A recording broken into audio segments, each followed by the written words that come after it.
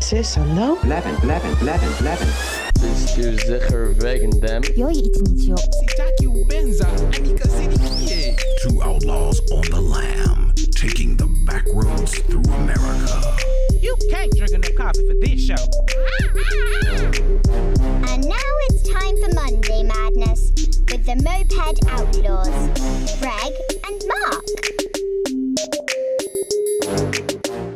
And we're live with another episode of Moped Outlaws. And we're here with special guest Mike Oppenheim. Welcome. And we're almost live. We used to be live, but now it's not really live anymore. But we're getting used to saying that. I go over and over again. It's great to have you, Mike. Thanks for showing up. It's great to be here. Thank you both for having me on. Really excited. Right on. You've had a pretty interesting life. Music, writing. Yeah, no, it's been I turned 41 last year, so I figure I'm like about halfway through it, and I'm pretty happy. Maybe with the way medicine's going, you might, be well over 100. I will probably refuse the life extension if it's ever developed and comes out, but I say that now. Who knows? Yeah, what would life extension look like? I don't know, but if it involves any injection into my brain, I'm out. Okay. All right. I don't want permanent consciousness with a body that's failing. That sounds horrible. Yeah, So what you're talking about is a singularity, right? You don't want to have your consciousness uploaded to the cloud. Not even slightly. I've listened to Ray Kurzweil's appeals, and I don't buy them. I understand his take, but I'm not there. Yeah.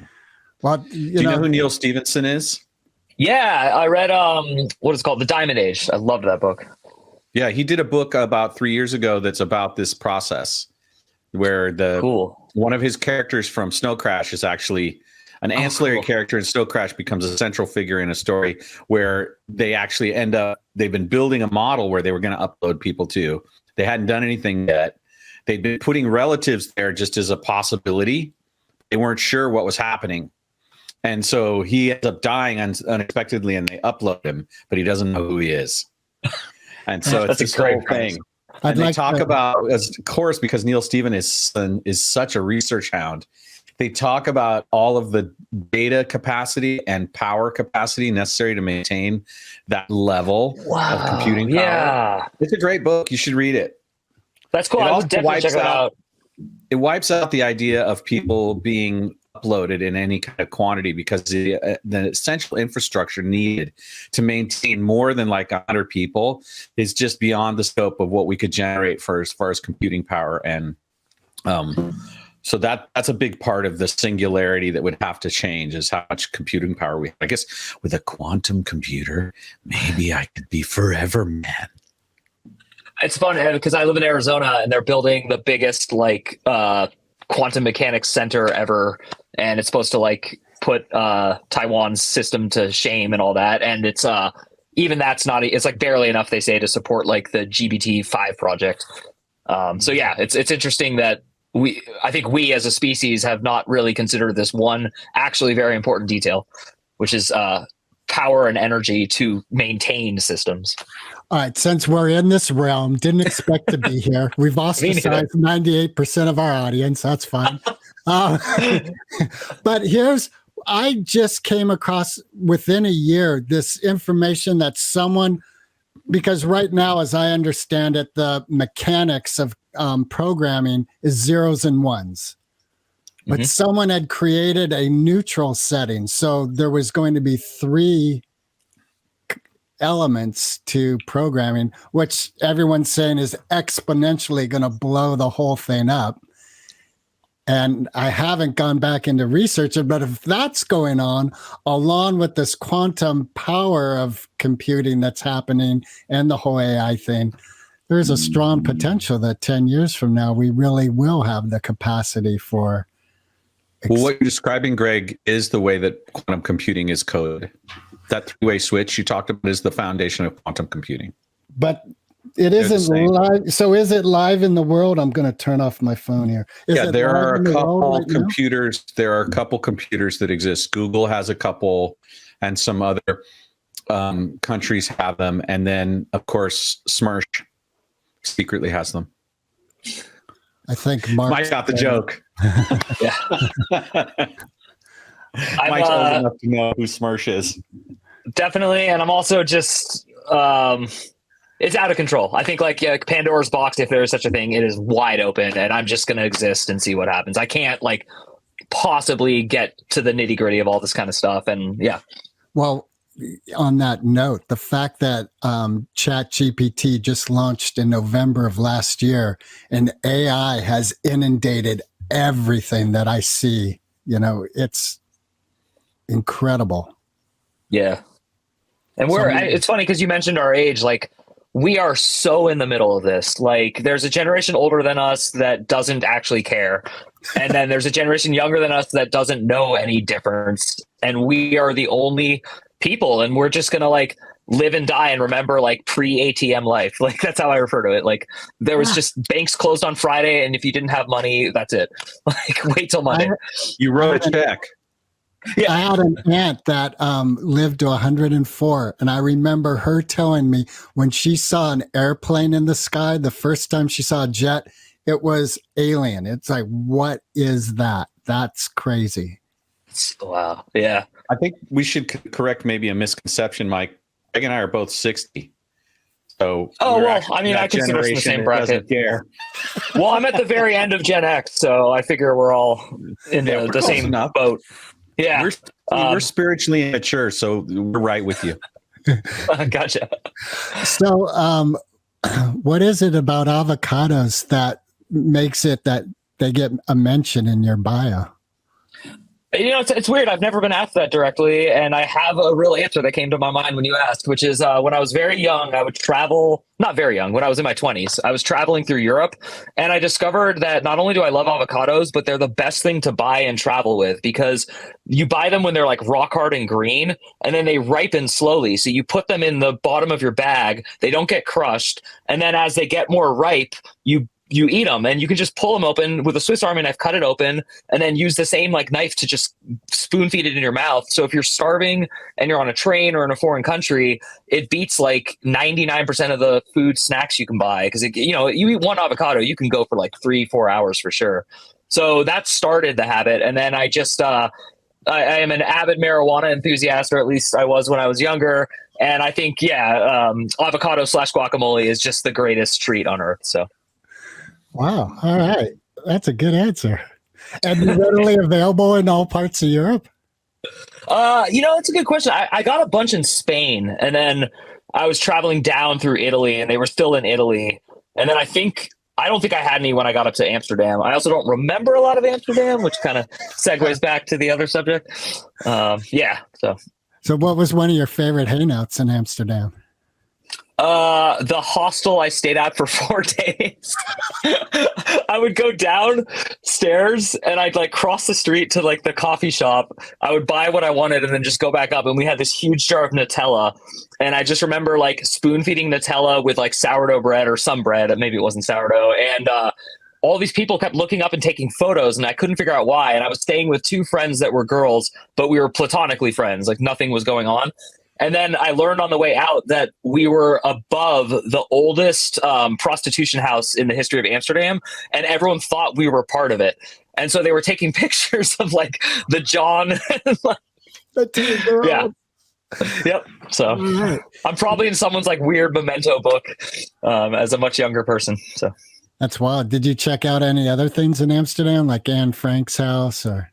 I did get to a couple of things. I actually didn't go to Anne Frank's. I'm Jewish, and I know this sounds weird to a lot of Jewish people I meet. I have no interest in like Holocaust anything. It's not that I don't care that it happened. It's that I don't need to visit those sites to feel the ancestral like pain. And also I don't really think it's like, I'm trying not to be controversial, but to be honest, it's not like a Jewish thing to me. It's just yet another one of genocides. Like I think hierarchizing, if that's a word, genocides is very immature to me. So like what happened in Rwanda in the 90s to me is just as bad as the Holocaust. It's just that one was published and talked about a lot more. So, I didn't want to go to like either of the camps or any of that kind of stuff. And then I skipped Anne Frank's house, but I did go all over Amsterdam and like, walked around, and I saw like a movie theater and went in and saw a movie and stuff. So I did like some cultural stuff. But to be honest, of the 2.5 months I spent in Europe, that was the 4 days I did the least. I really just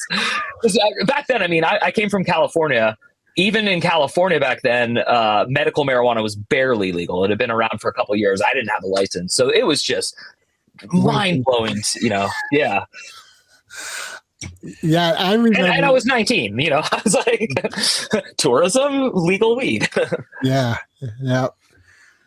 Amsterdam, I had a great time there. I have many great stories, but one of the things that impressed me with Amsterdam was noticing that, police really can be there as a part of the support of a community. Like, I just noticed how the police force there was very benign, really helpful. I saw a guy just yelling and flipping off 2 officers as they walked away from him, and they just kept walking. I was like, wow. That's amazing. That really is. Yeah. Well, and do you have a wife and do you have children? Yeah, so I live with my wife and our daughter, Alice, who's turning 2 in about a month. And then I have a 7-year-old son with a divorced wife, and he lives with her in Thailand. Oh, wow. Yeah. And that was not a choice, but that's a very long story that if you want to hear it, I can tell it. But she basically abducted him, and I lost my appeal through the State Department because I don't know if you remember the Brittany Griner thing that just occurred, but I am no Brittany Griner. I'm not a WNBA basketball star. So the State Department does not pull heavy in my favor. So they tried their best, but that's a very weird system. I was reading about you mentioning this in relationship to one of your books. Mm-hmm. And was this going on during the period of time you're writing Ardor? Yeah, so Ardor, which just came out, is my ode to my son because I raised him until he was 2. I spent every single day with him. We got divorced when he was 1.5, and we had joint custody. So I saw him. We did like a weird joint custody schedule because we both wanted to see him every day. So we would basically just like flip flop, and then to look good and avoid a trial in the divorce, I was urged to allow her to take vacations with him to Thailand, even though I was positive that she was going to do what she did. So I did that because my lawyer guaranteed me nothing would go wrong. And then on the very first vacation he took, she faked a back injury, didn't come home. And the State Department, when I called them, they didn't laugh at me like it wasn't funny, but they snickered and said like, yeah, like you're a moron. Why would you let her go? You should have gone to trial and done whatever it took not to ever let your son out of the country. All right. So this is a bit of a curve here, but I'm sensing a lot of emotional pain in this experience. What have you been doing or did to heal? That's a very deep and profound question, and I do have an answer. I turned and pivoted to trying my best to prove my own resiliency to myself, and I didn't do like traditional therapy, but I met this woman here in Arizona who teaches intuition workshops. And her theory, which I 100% subscribe to, is all the answers are inside. Like if you really relax. I've been a meditator since I was 9. My parents are like super hippies and they taught me how to meditate when I was a kid. So yeah, and I love it. So it was not a big step for me to go into like this intuition field, but basically, okay, I'll tell the little bit longer version, and because I can tell you guys are okay with this. I went on a vacation while he was in Thailand on his first vacation. I took a vacation to Ecuador to legally take ayahuasca. Oh.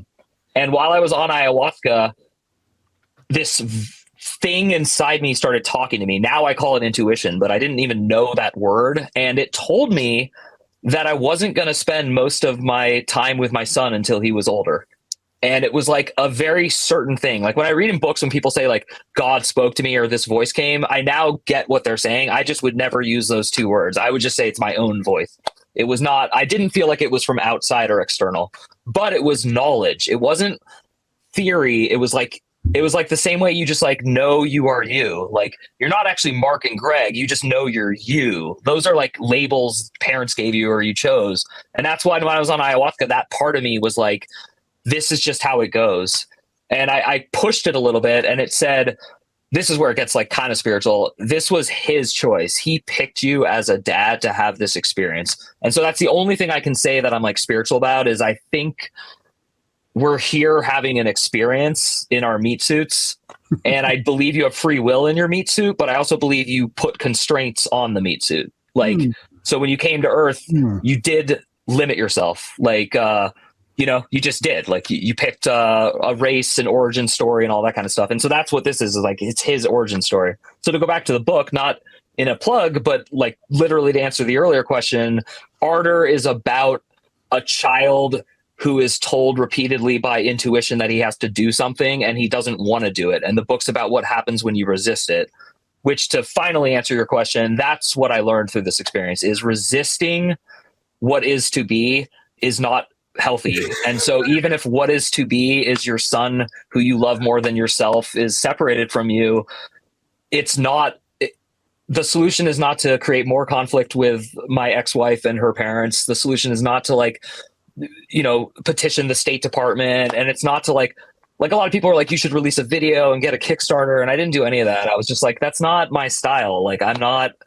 looking to publicize my son. So the book is my gift to him and myself. It's like a contract with him. And when he's old enough to read it, he'll get it. Like it's subtle, but not that subtle, you know? Right. Perfect. That's wonderful. So I'm hearing you did resist in some realms. Oh yeah, no. I mean, like at first when she took him, I called the State Department. Like her father is the orchestrator of all this. He's a wealthy Bangkok man. And so if you're wealthy in Thailand, that's how you get anything, you know, you just bribe. So I knew at the outset that he was going to try to bribe. And so I hired like this ridiculously expensive British lawyer who had successfully navigated 2 Hague treaties for international abduction. However, that had been in Germany, which is a lot more respectful to like international law. And so he said, you know, we can give it a try. And then I just basically ran out of money and I got frustrated. And like one day, that same woman I was referring to, Lynn Bunch, who does the intuitive workshops, she like told me, she just said, look, you know what you're doing. Like, you know that this is not what the plan was. If before this happened, you knew he wanted to be alone, why didn't you let him be alone? And then I was like, he'll never forgive me. You know, it's like there's a psychological head case element to all of this, which was like, I cannot picture my son not hating my guts and not having to go through this horrible like series of interactions. I'm very lucky. They occasionally Skype me with him. And at first, when I had the State Department on my side, they were playing ball, meaning they would like Skype me every day just because he knew from his legal team that he had to like make it appear that they were being congenial. The reason I gave up the case is because his best friend, who's also an American, convinced me that if I played by their rules and dropped the case, everything would work out. And then about 2 years later, they just stopped their end of the agreement. So I see him intermittently. He has a Skype account. He knows my name. He's always called me dad. Everything is set for a successful launch much later. And you have children, like whatever age he decides, it's totally up to him, you know? Right. It's so much is so amazing in this story. One, that you received this inner voice saying, this is the path, and you were chosen to support this path. And you get back home and you're like, fuck that path. Exactly. I don't know if I can swear, but yes, that is, yeah. I mean, like there's an element of our higher self, but we're still here and we need to rise up to that point. It's also my own anger scared me. I had not been an angry person, or at least I didn't think I was. And I was very frightened by my anger. It actually scared me. And I see now, when I see people getting angry, I'm more like, take a step back and don't try to help. Like that energy, you don't want to like get in that field, you know?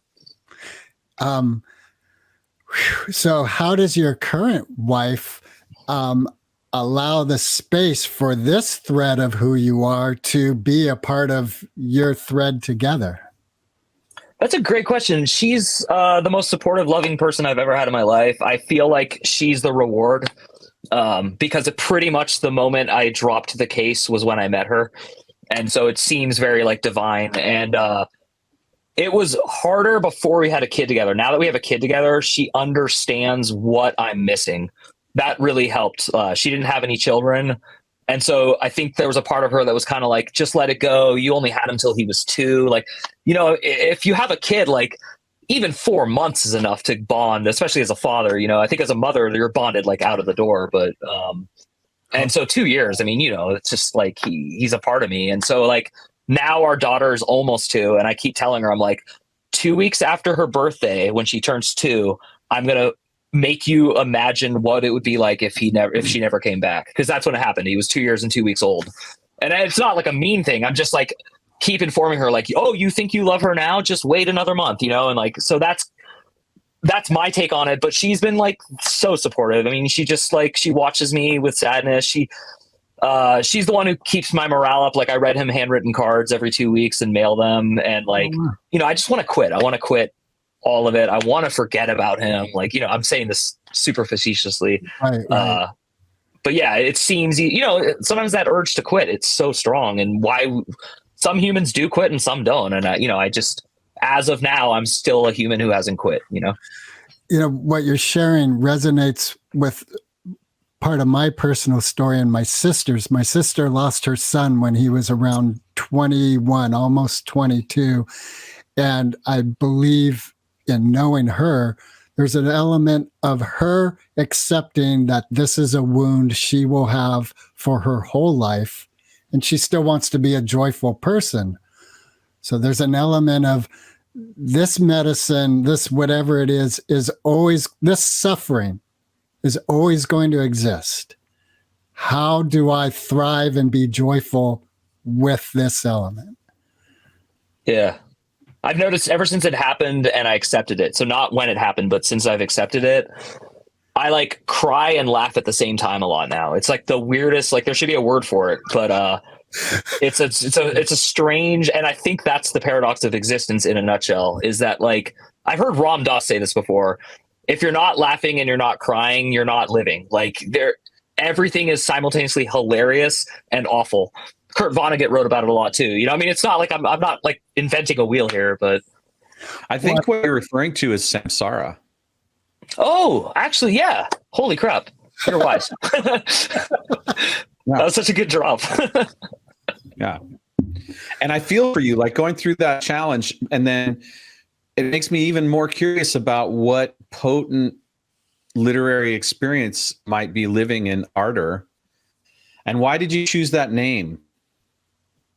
Ardor was the street I grew up on. It was the first like street name I had to memorize, and I was always obsessed with it. And then when I found out it's also a word with like an actual meaning that totally connects to what I'm dealing with, I decided to name the character Ardor. And then the other reason, the book is about psychics.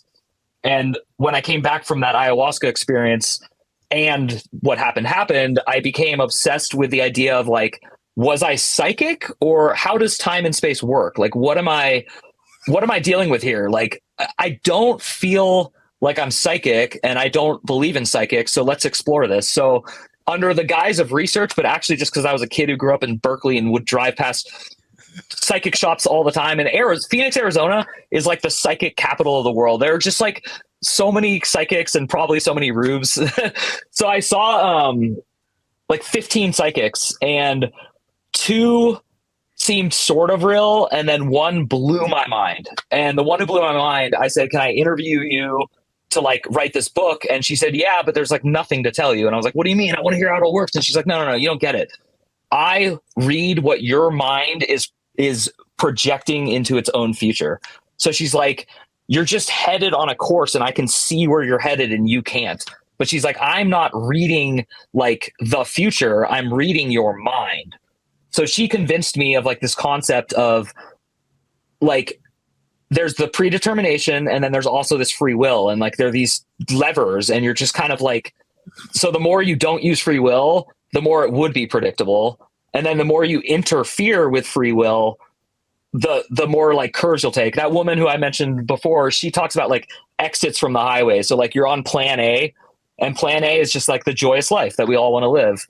But when you like give into your rage and you like beat the crap out of someone when you're 15, you're taking like a huge detour. And if you don't like get back on plan A, at a certain point, you can't even get back to plan A. You're just going to be stuck on plan B now. And she talks about how a lot of like life is people living with regret because they won't admit that they're on a new plan. And that's more stressful than just admitting you're on a new plan. To me, this idea of will forces and the framework of karma, it's actually the lesson plan. That the exercising of the will is the reason we come here. And the great mystery school of incarnation has as its core element the fact that we have to bang up against circumstance and have desire and appetites and will that have us like determining these different directions as you're describing. And, you know, the way you said it, where we project our thoughts into the future, that's what manifestation is. And so we're creating a reality from the will forces. And to the extent that we inhabit fully that will force on a consistent breath by breath intentional level, we render that path before us. And so I actually don't believe in the fated path or the sort of destiny thing that you described of. I just think that you've got your own will forces and they're acting in the decision, the karma, the cause and effect relationships, or you're passive. That means you're bumping into everybody else's and kind of being buffeted around. That's kind of my view. Yeah, but I want to like that a lot. A challenging question. Are you ready? I am ready. I hope. What is challenge theory? Oh my gosh. Oh, that's so funny. Okay, so the best-selling book that never was is my idea when I was in the 90s. I used to watch a lot of David Letterman, and he had stupid human tricks. Oh yeah. And I was obsessed with it, so I decided to do like stupid human tricks on myself, and that kind of like became what I call challenge theory, which is the only thing to do in life is to give yourself challenges. Like, I'm gonna get up to 500 push-ups. I'm gonna eat a whole jar of Nutella when I'm high. Like, you know, it doesn't matter what it is. It's just like challenges are fun for me. And so I wrote this book called You Science, and I have a web like essay series that I do at mikeyop.com. And if you're a premium subscriber, I actually made the ebook out of it, and I'll give it to you if you buy it, because in the effort to get it published, this is so embarrassing to admit, I just don't want to go through the hoops to get a nonfiction book published. Fiction is so much easier. You write a fiction book, you send like the first 5 pages and like a quick query. Nonfiction, they want like a 25-page plan. They want to know your marketing. I hate marketing. I hate advertising. I hate social media. I hate all of it. I have a horrible attitude. And I don't hate social media. Like, its existence doesn't bother me. I just wish I wasn't on it. But my career mandates that I'm on it. You know, I went to an MFA program when I was like 28, and they were just like, if you don't have a Twitter and a Facebook and this, you're you know. So challenge theory is from that book, You Science. But then I also decided during COVID, my wife and I, this is before we had our daughter, we got so bored that we decided to film the book. And so I made these webisodes where I play this like ridiculous scientist who's like a moron, but also like really interested in testing on himself. And so challenge theory is one of the episodes from it. And it's also just like this greater concept. But the best example I can give of challenge theory for me was I decided to read like 40 important books in a year. Like, so I read like all these like classics, and it was really fun. It was really rewarding. It was hard though, you know? And what was it about that experience that, was part of the theory? Well, the theory is it's more about like self-esteem to me. If you're not challenging yourself, then you're not going to be like seeing how capable you are of things. And it kind of goes back to what Greg was talking about. Like, when you said the word joy, it really resonates. Like, that's such the perfect word about like, what's the point of life? It's joy. It is like, it's just like Thanksgiving with your friends or your family, you know? And so the challenge to me is like, the joy of accomplishing a challenge is very like a peak experience for me. And so like I did like the rim to rim in the Grand Canyon, for example. And because I was obsessed with like intermittent fasting, I decided to fast and do it. And that was like really cool because a lot of people were like, you're going to die. And I didn't. Yeah, it's true. We think we are so limited, but the truth is our bodies and our capabilities far exceed what our mind thinks is possible. Yeah, David Goggins is a great example of this. I mean, it's everywhere. Yeah. I was going to mention David. He's so incredible. It's funny because it's just so weird to me. Like if I saw both of you at like the mall or like, out on the street, I would never know that we all think about these things and do it. And like, I love the proliferation of like spiritual and like esoteric podcasts because it's very cool to see how many. So the wackos are evident. They're everywhere. Like, Berkeley, like anywhere, like the wackos are always the first people to talk at like the meetings. They're always the people who are like, oh, well, I'm not coming back to this thing. And that was actually why that intuitive company was like so cool for me. It was the first time I've ever gone somewhere where there weren't wackos. It was like normal people like us who were like, therapy doesn't really seem to be helping me. And this doesn't seem to be helping me. Maybe there's like a third trick. I'm really happy to be hearing you guys talk about things that are so profound. And also like your take on it helps elevate me and helps me feel that joy and also connect like these, rambling thoughts.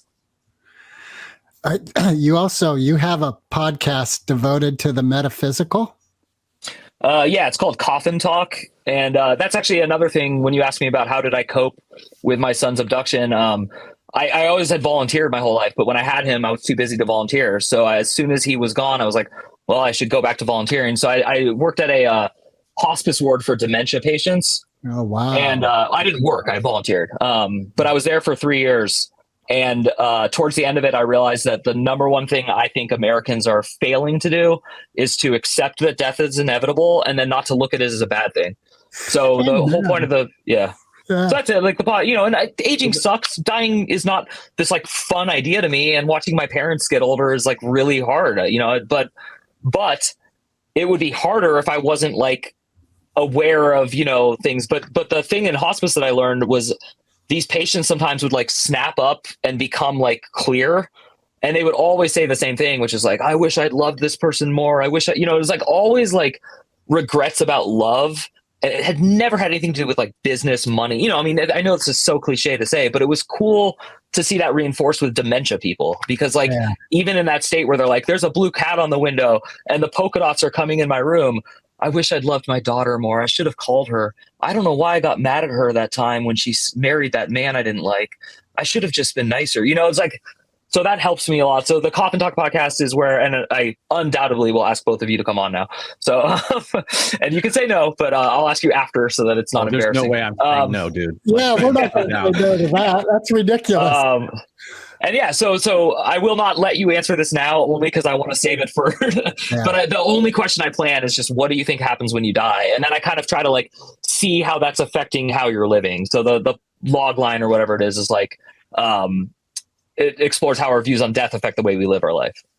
What I find really interesting is the wackos of the world, I think, are actually expanding the boundaries of our finite existence.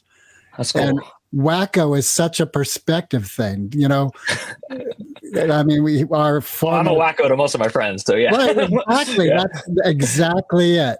And so for you to share these experiences of someone who is obviously on a mental realm that is wacko and then have clarity, it's like, all right, there's a lot more going on. Because if it was in a lab, wacko is wacko.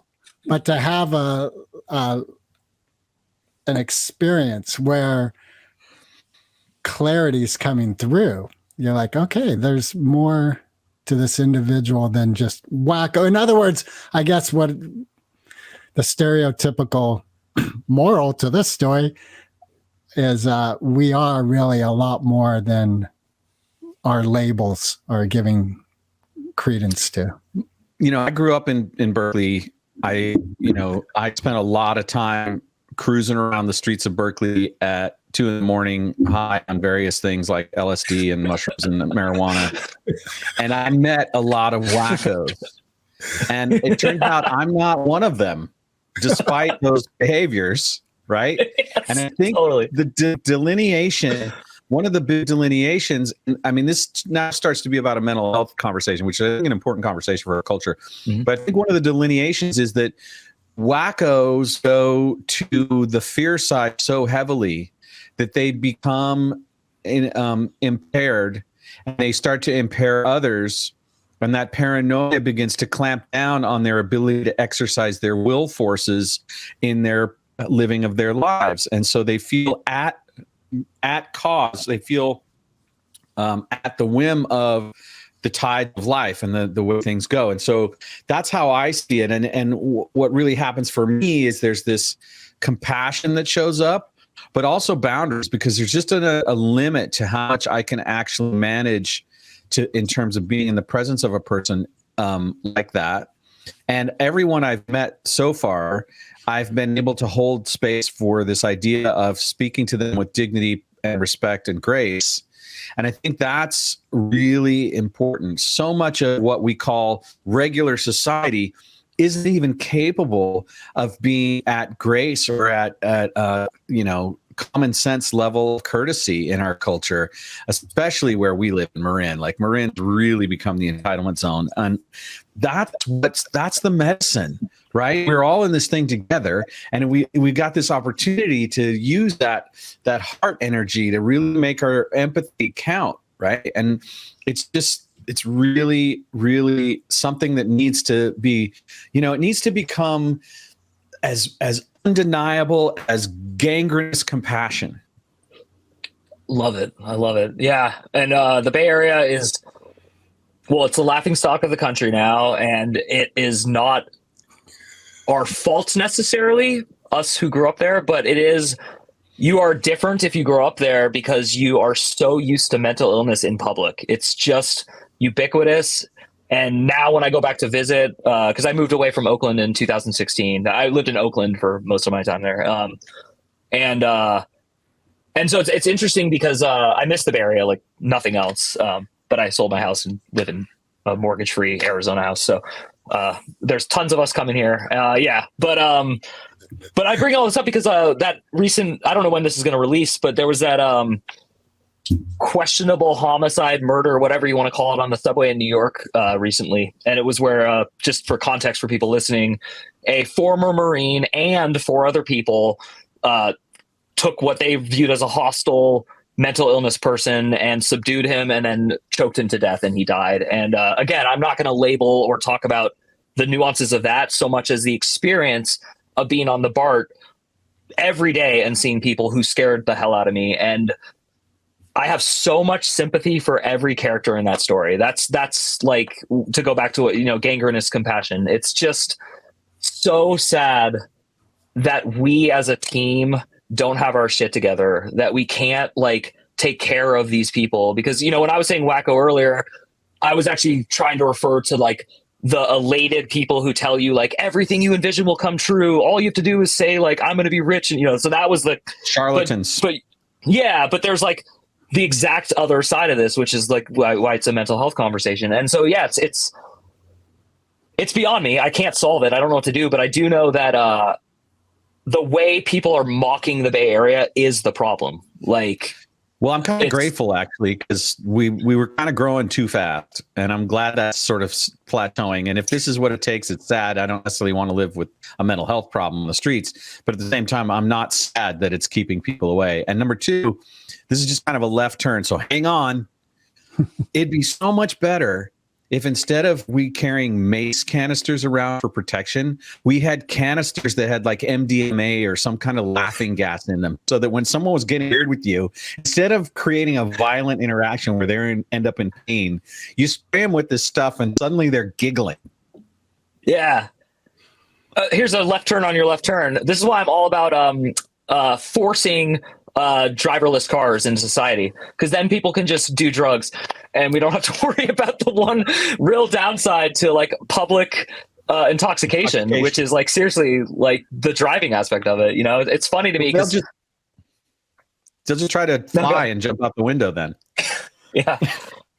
It's hard. Look, when I talk to other people who like have experience with psychedelics and drugs, it's such a hard thing to explain to people, because it's not like I think everyone can do these. I know they can't. I've seen people have bad acid trips. I have seen people have bad pot trips.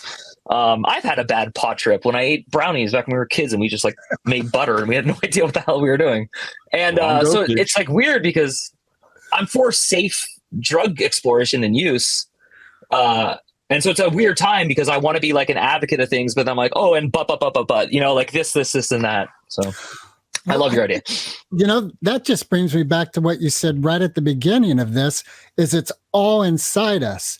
And I think what occurs to me is this element of like the drug is the saving grace outside of myself. And part of my experience with hallucinogenics is that quite often would bring me to a place experientially that I didn't know how to get to on my own. So like I'm sort of lifted up, dropped off somewhere, and then back to who I am. And it's almost like with you and your son, where you were given this very clear, that's the path, support it. And when you got back, you were like, fuck that. Because you hadn't actually done the journey from point A to point B. So there's a disconnect. I definitely agree. This also brings up the idea that, like you talked about meditation, and there's a large movement now where we're starting to wake up to what the body's capable of through various things like breath practices and the kinds of things like samadhi tanks that don't involve the introduction of externalized psychedelics.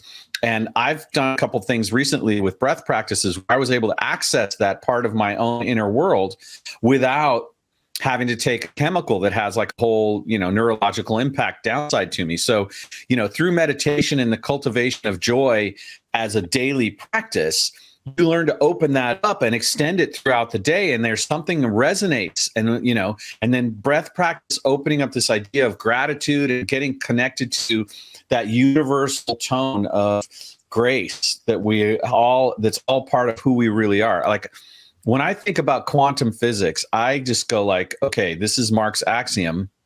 The universe is actually made of love. That's what our fundamental nature at a root level, it's light, it's warmth, it's heart, it's love. And I'm all for like having that delusion in place of any other, temporary delusions about this life, because that's a great operating system to operate from. Yeah, it's there's this question in philosophy that I love to ask people. So I'd love to hear both of your answers. If someone offered you a chance to go on the trip of your dreams, but the one condition is you would never remember it, would you go? I'd kill them. Yeah. No, I'm just kidding. That's a just perfect joke setup. I did, but I think I did, but I can't remember. Yeah. What if that's what's happening all the time?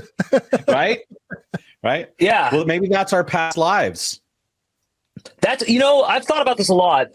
One of the guests I had on Coffin Talk was a past life regression analysis. So she gave me like a free session, and it was hit and miss. I'll just put it that way. But the one thing that I did take away from it is when I was in the hypnotic trance and I was talking about this life, I had no connection or care about the person. Like I remember vividly this one like past life. And again, I said hit and miss. This was the hit, which is I was this like very pompous, very proud French businessman.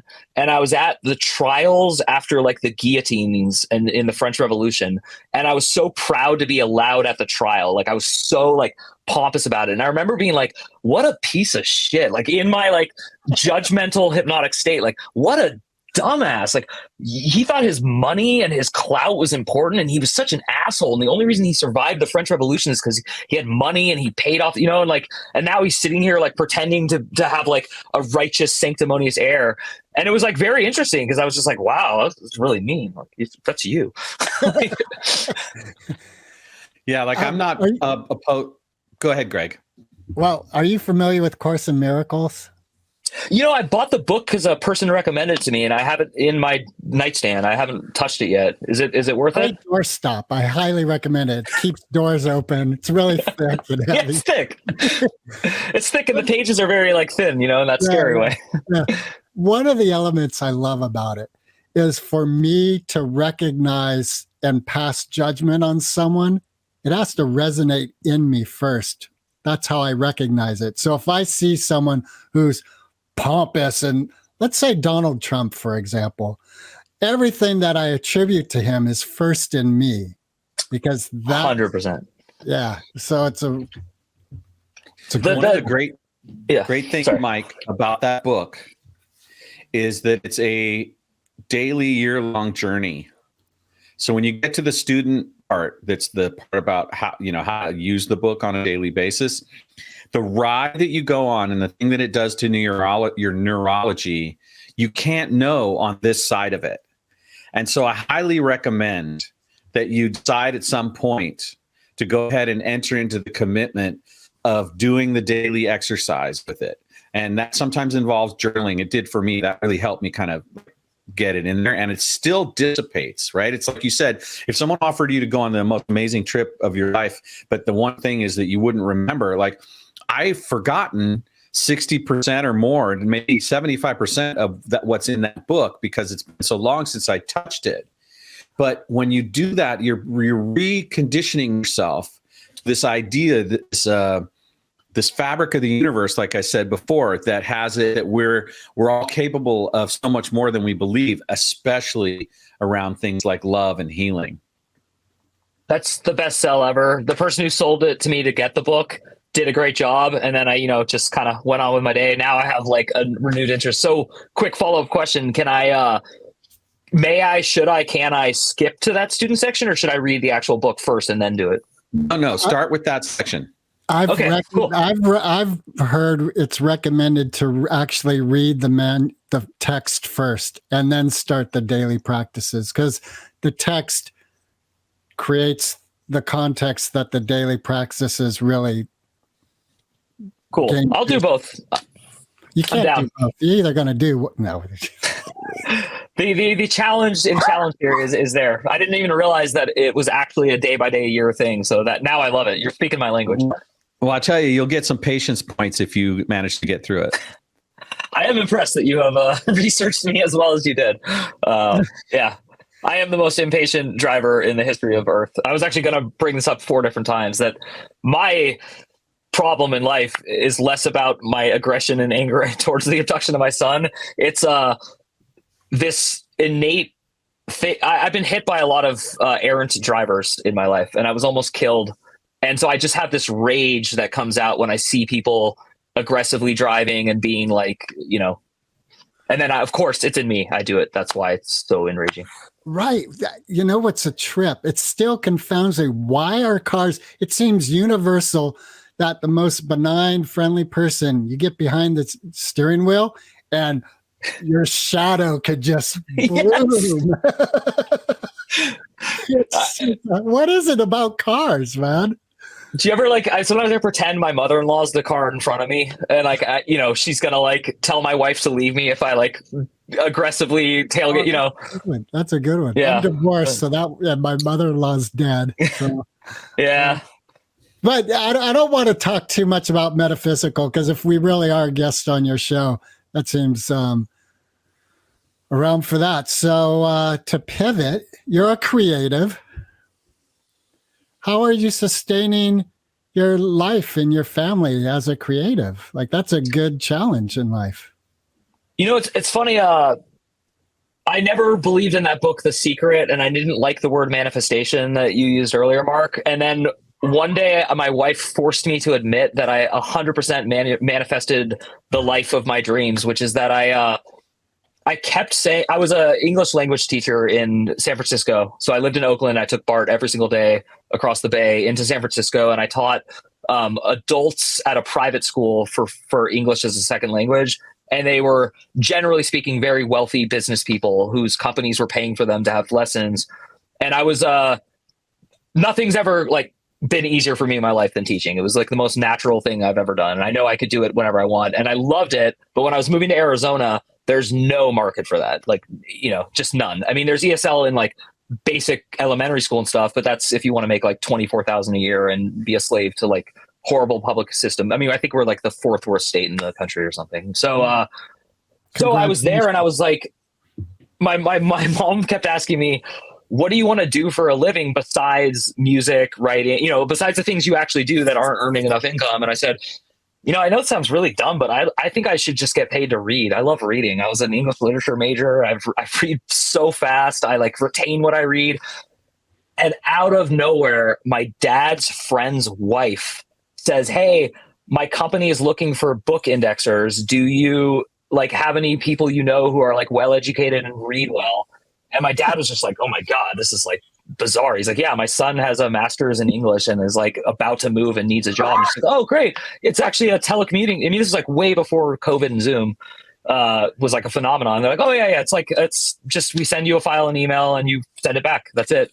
The training is intensive. So I applied and I was put on a 6-month waiting list. And like the day I moved to Arizona, they called me and said, are you ready to train? And I was just like, this is crazy. Wow. So I'd actually applied and accepted 2 jobs at high schools here. And it was embarrassing. I was going to make half of what I had made. But because I'd sold the condo in California and like, you know, I was going to make it work. So I became a book indexer, and I am still a book indexer as well as the other things I do. And getting paid to be a fiction writer has always been my dream. And I'm like getting there. So, you know, I'm like, I am trying to sell Arter. So if people want to buy it, I would love that. But what's more important to me is that I actually love this job, book indexing. It's where like I get so much creative joy from it because they send me book after book after book. I have no choice. Some of them are like dense Oxford encyclopedias of African archaeology. Others are like pro-Trump. Others are anti-Trump. Like it's just whatever a publisher wants to publish. I have no morality compass with it. Like there's no like responsibility except to do what the author wants into index terms. All right. So I have not heard of a professional book indexer. Are you a person who creates that index at the back of a book? Yeah.